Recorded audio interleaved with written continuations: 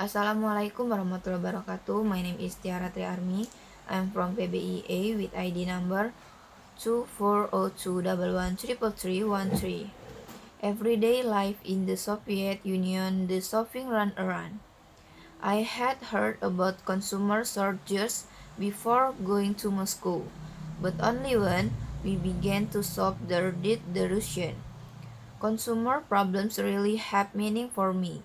Customer the word overweight in lines, but Soviet lines have a special quality of their own. Typically, the Soviet woman spent 2 hours a day in line.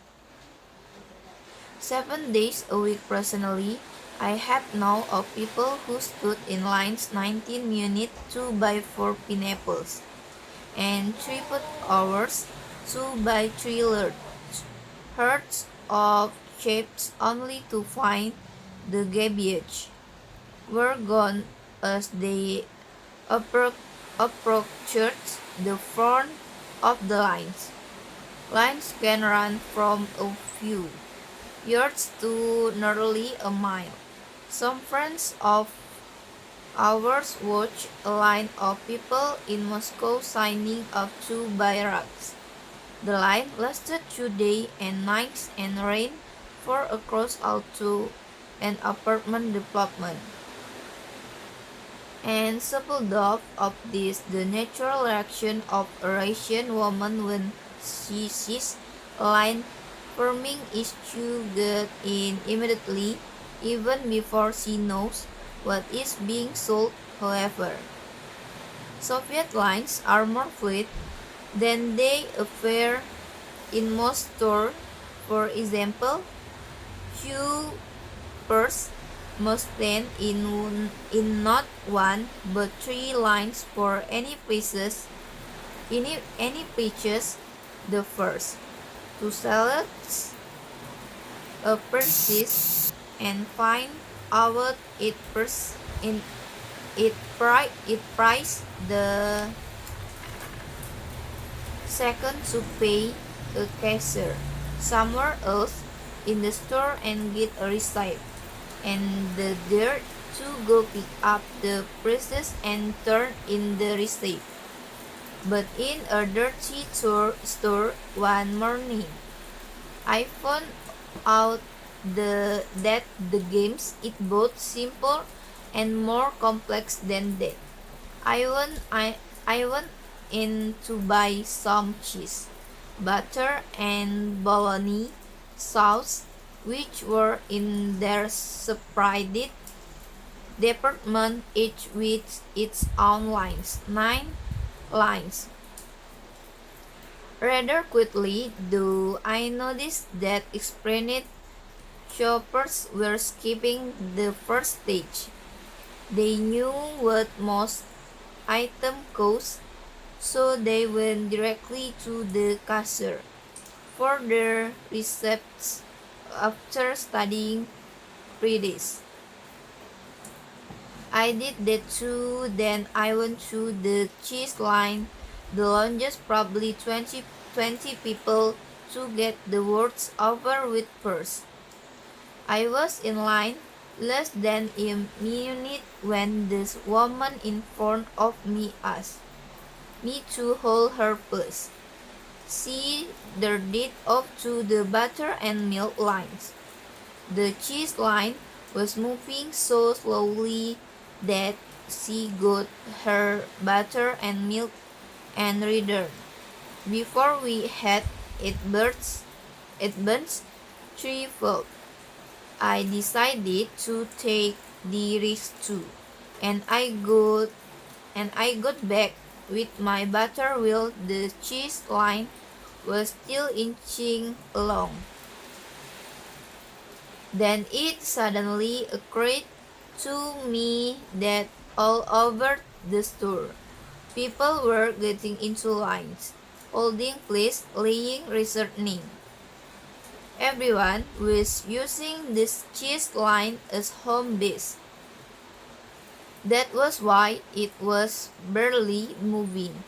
It kept expanding in the middle so I got the man behind me to hold my place, and I went off to buy my bologna. Once again, it worked. It took me 20 minutes to buy butter, sauce, and cheese, but understood of being first, I feel as if I had beaten the system. This completed shopping gives an atmosphere of tension to Russian life. People burst into store and bump into each other with faces, sit in combative expression.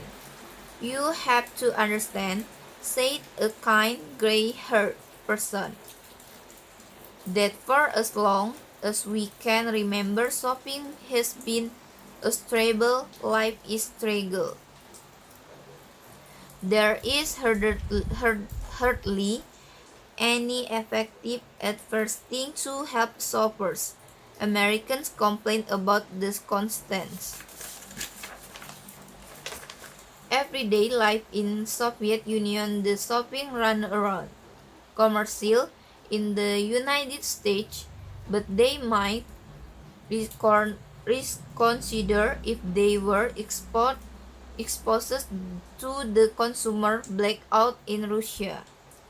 A typical Soviet ad might be, if you want to live to a ripe old age and be beautiful, modest too, and truthful, drink tea.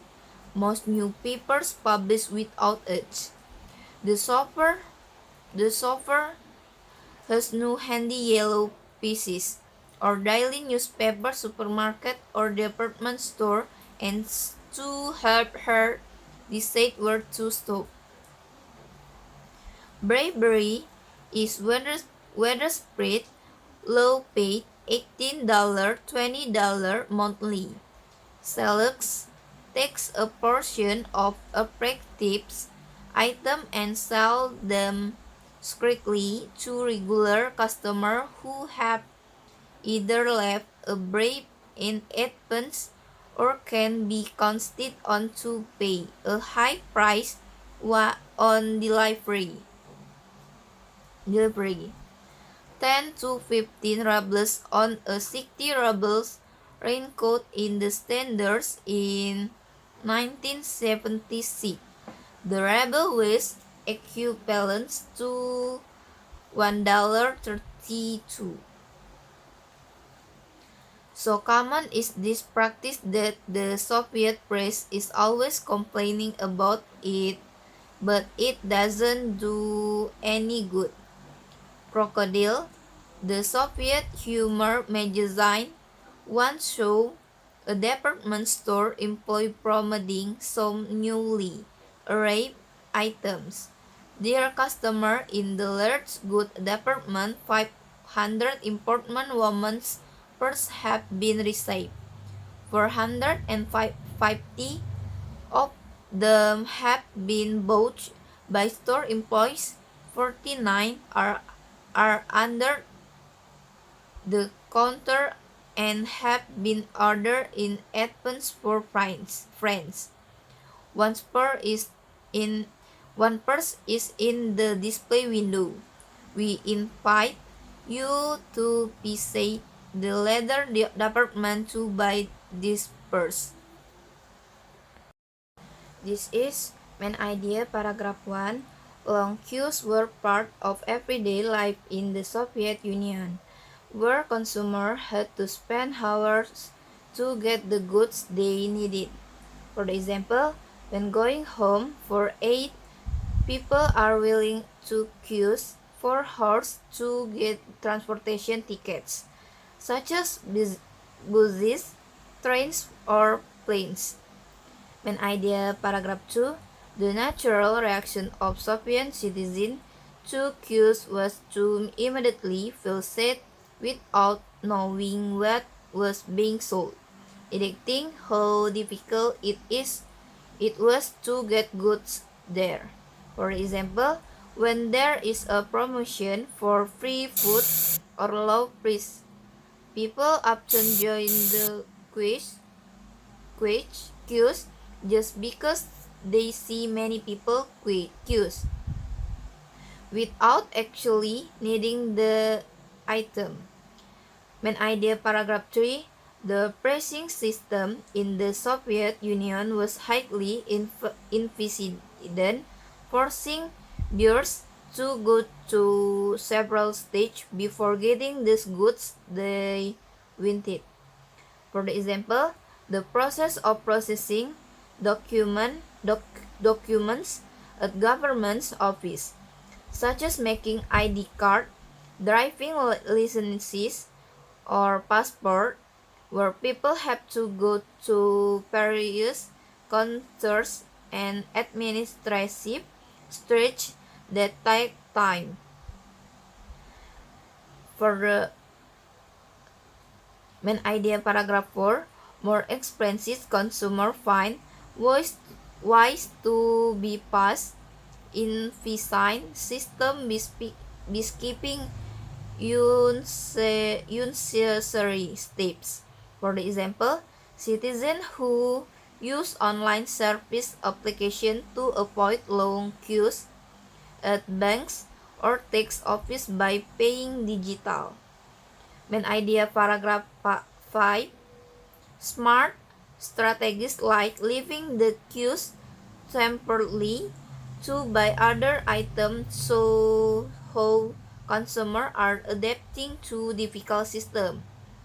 For the example, some people insert their place in line at hospital or government office to other family members so they can do other activities while waiting their turn.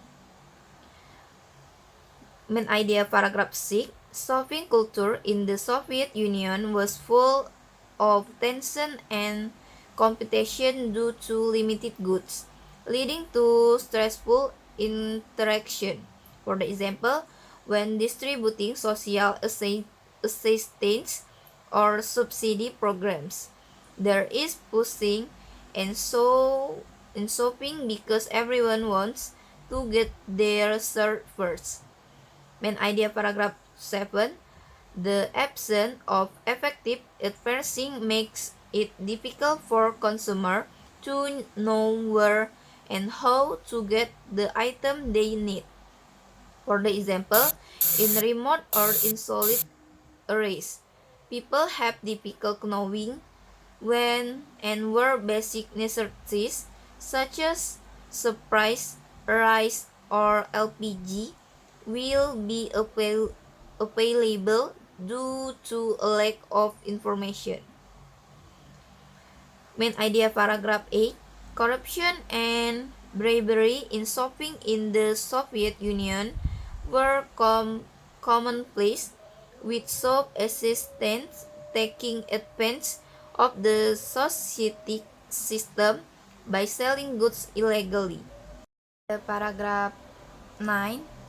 Although the Soviet process frequently criticized the issue, no real change occurred in the corrupt and inefficient spending system.